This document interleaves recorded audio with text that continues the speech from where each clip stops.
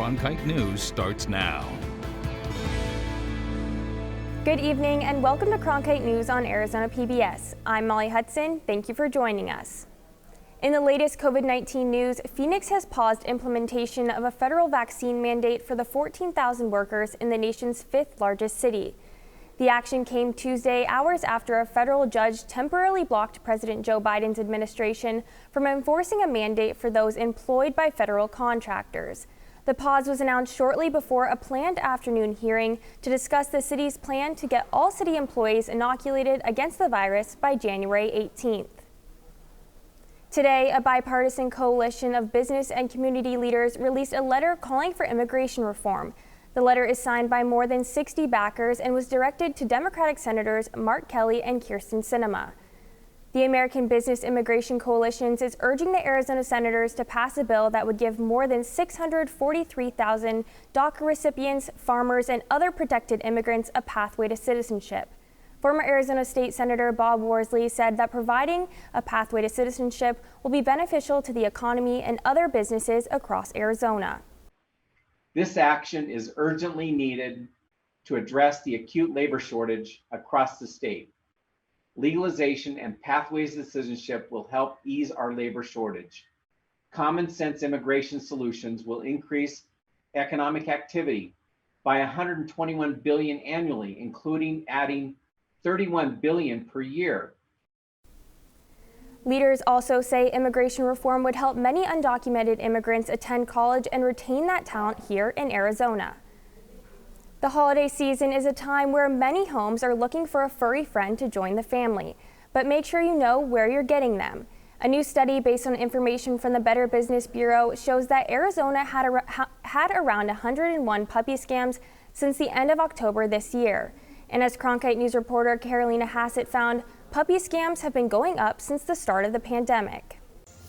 Nothing brings joy like a white, fluffy puppy. But if adopting one of these is on your to-do list this season, experts urge buyers to be cautious. Most puppy scams occur online. 9 times out of 10, there was never any dog, any physical dog. They got the images off Google, and now you want your money back. Many online scammers posed as puppy breeders use websites like Craigslist or social media apps to draw in customers. It's super unfortunate because, of course, at the base of all these operations, what they're looking for is for profit. They do not care about the animal's welfare. Sometimes worse than monetary loss, customers end up with a sick dog.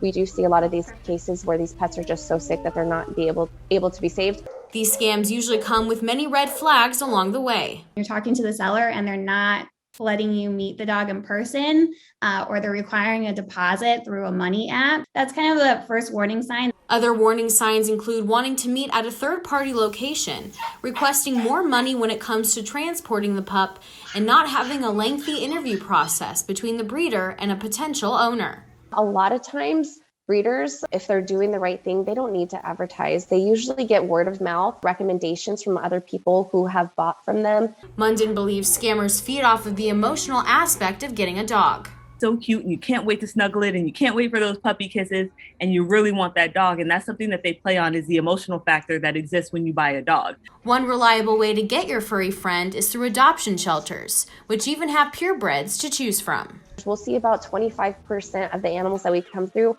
are purebred. You can meet them in person and make sure that they're the right fit. In Phoenix, Carolina Hassett, Cronkite News. Experts agree that doing research when wanting to buy a dog is key. Some things you can do to prevent being scammed is checking to see if the breeder is recognized by the American Kennel Club, doing a reverse Google search on the images, doing a video chat with the breeder, and paying with a credit card instead of a debit card. Chinle High School gained notoriety for the Rez Ball documentary Basketball or Nothing, which aired on Netflix. But their basketball season was canceled last year due to COVID-19, which also devastated the Navajo Nation. Abna Saban traveled there to see how they've rebounded. For almost 2 years, the Chinle High School Wildcat Den sat, waiting for this, and this, and so much of this. When we lost the whole season last year, we were losing a little bit of our culture. Actually, it wasn't just a little bit. we lost a large part of our culture. COVID-19 halted basketball, or better referred to as res ball, across the Navajo Nation, while ravishing the reservation. All but 2 Navajo schools canceled winter sports. That was alarming. That was devastating. That was enormously traumatic to the students, to the staff, to the entire community. At one point, the Navajo Nation was the pandemic hotspot of the entire country. It was especially heartbreaking for Sean Martin, whose athletic director's office faces a main highway. And I'm not kidding you, every 20 minutes, an ambulance would be departing. So for me, it was very real. Loss affected the entire community, including the 2 head coaches. Francine McCurtain lost her father. We kept our heads up, thinking that was going to come back, and it was heartbreaking. Raul Mendoza lost his daughter to the virus. Entering his 42nd year of coaching, he has dedicated his life to the game, which often keeps him away from his family. The canceled season allowed more time with loved ones. After she passed, I thought about, I'm glad that I was able to be with her. And then what if I wasn't there and she passed, and I would always wonder about it. If I could have done this or could have done that. Vaccination rates on the reservation are on the rise, which means restrictions are starting to lift. Gyms are opening back up, and now the healing begins.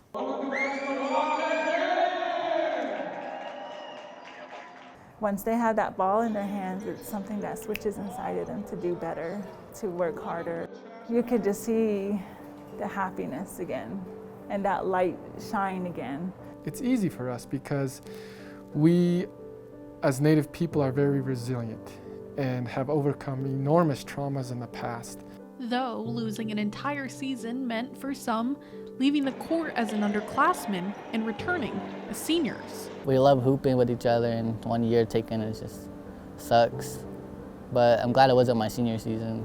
Kylan Yazzie, son of Francine McCurtain, like many on the reservation, understand how basketball ties a community.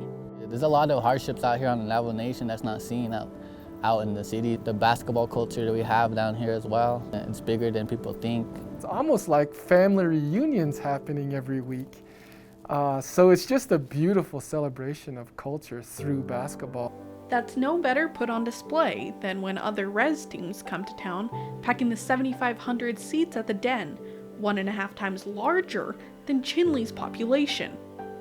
While at limited capacity in this scrimmage, the crowd is still energized, eager for that belonging. In the Navajo culture, many things are cyclical. The sacred den is one of them.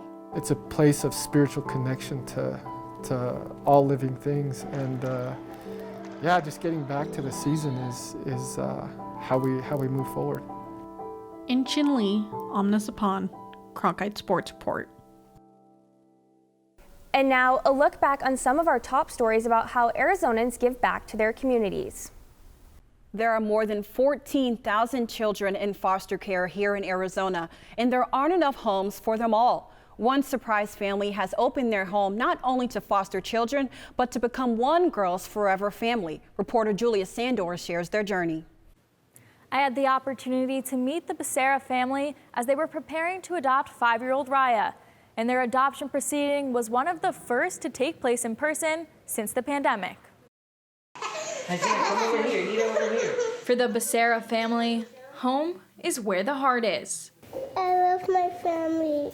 Even when it takes a little longer for it to become official. I think all of us, including the kids, Yes. we all felt like it's meant to be. I remember sitting on my floor. I was just organizing documents. I remember as soon as I hung up, I said yes before I even talked to him because I knew what our family had felt. Although they wanted to adopt Raya right away, the Department of Child Safety wanted them to get rid of their license from the state that allows them to foster children with higher needs and disabilities. But this was something the Becerra family couldn't do. Then she went into another home that was an adoptable home, and it was hard. It was really hard. Just 6 months later, they got the call again. Raya would become a permanent part of the family. This is forever, and I think that's what kind of allowed her to really let go and be like, this is my mom and dad. Like, this is my home, my family, my brothers and sisters. And so it's cute for her to be able to feel that place where she belongs. I find that it is in this child's best interest to be adopted by the Becerra family. They now have a total of 12 children, a combination they like to call their own Brady Bunch, a rewarding event for the attorney who helped with this adoption and the one before. I just feel incredibly lucky to do what I do, and each family is special and each has their own unique story. And the Becerra family is still keeping their door open to more children in the foster care system. Every child that comes in our home changes our family in a positive way. To become a foster parent in Arizona, visit the Arizona Department of Child Safety website or dcs.az.gov. In the newsroom, Julia Sandor, Cronkite News. Thanksgiving is just around the corner, and some organizations, as they do every year, are preparing to help people in need. Cronkite News reporter Spencer Chiak explains why this year a popular food bank has a different approach. This group of students and young baseball players spend hours preparing food boxes at St. Mary's Food Bank. They want to help people in need. Venezuelan Martin Salazar is part of this group. He says he understands very well the need to help. Por toda la necesidad que yo he visto en mi país y sé cómo se siente pasar por eso, porque antes de jugar con el equipo, yo también pasé esa experiencia. Their leader, Jesus Ramos, brought some of them here to St. Mary's Food Bank so that they understand the importance of giving back to the community. Further down their career, they can all kind of go their own paths and find kind of an organization or charity they want to help with. So just kind of getting that in their minds and letting them experience it for once. In addition to continuing its long-held mission to help those in need, for St. Mary's Food Bank, this year has a special meaning, according to its public relations director. This is the first time St. Mary's has gone up into Northeast Arizona, into the Navajo, into the Hopi tribe, into a lot of the tribal nations up there. The pandemic had devastating effects on the country. The indigenous nations are some of the most affected. St. Mary's Food Bank is closer to them now more than ever, Brown says. It's that we were able to build these relationships and put together things for the long haul that we're able to help people in that community over a long period of time. In total, St. Mary will distribute Thanksgiving foods to a total of 20,000 families across the state. In Phoenix, Spencer Chiak, Cronkite News. To find food bank services near you, go to firstfoodbank.org. As we prepare to invite family and friends back into our homes for Thanksgiving dinners, already thinking about leftovers, it's also the perfect time to give back to your community. Reporter Diana Quintero spoke with a high school student who works all year long to give back to her community. According to the USDA, food waste accounts for about 30 to 40% of the nation's food supply. A local high school student is doing her part to combat the issue through her nonprofit, which donates to places like St. Mary's.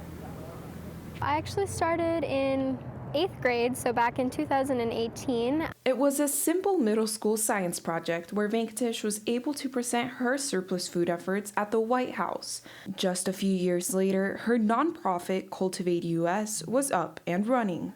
Obviously, world hunger is a huge problem. And she's tackling the issue by collecting surplus food from home gardens, farms, and food rescue banks. She then donates them around the state. And we take that excess produce and we distribute it to the less fortunate or to charity organizations. Because her time is limited as a high school student, she's only out every other week, distributing between 120 to 150 pounds each time. Oh, really? Venkatesh believes food waste is a problem that encompasses both climate action and social justice. And when food decomposes, it releases really harmful methane gases. So we're trying to, at the same time, save our climate and save our planet while also helping the people. She even created an app to make the donation process more efficient, which is important during the busy season. Since it's harvest season, we like to especially go during this time to get the most produce we can and go to places like soup kitchens where there's that community, and during that Thanksgiving time, people want to be around family and more friends. For the kitchen, for this week. Venkatesh is hoping to grow her nonprofit as she goes to college, hopefully one day reaching across the U.S. Cultivate US is always looking for donations, much like St. Mary's. Organizations like these really need help, especially during this time. In Phoenix, Diana Quintero, Cronkite News. Arizona summers bring not only the heat, but also wildfires, kitten season, and monsoon season. Even though it's getting cooler out, some shelters are still seeing an overflow of animals. Cronkite News reporter Nicole Long visited local shelters to see how monsoons have impacted their capacities. We definitely have had a lot of capacity issues, and it's just a whole conglomerate of all of these different things just coming together. These storms bring the possibility of pets escaping homes in panic. Here in Maricopa County, officers like Stephanie Gallego spend their day responding to calls all across the valley. During monsoons, people fail to rectify their fencing, so there's fences that are already lacking security. Monsoon season lasts from June through September, and during these months in 2020 alone, about 6,500 dogs were brought into the shelter, according to Maricopa County Care and Control. The summertime is probably busier for us. I know it sounds contradicting. There's more people out and about, so there's more opportunities for an encounter with a dog and a human. Building a positive relationship between your animal's behavior and loud storms, along with maintaining a secure home, are just a couple ways to keep your pet safe during monsoon season. In Phoenix, Nicole Long, Cronkite News. That's it for Cronkite News tonight. Thanks for joining us. Next on Break It Down, a look at why Black LGBTQ+ individuals face healthcare inequalities. For top Arizona stories anytime, go to cronkitenews.azpbs.org.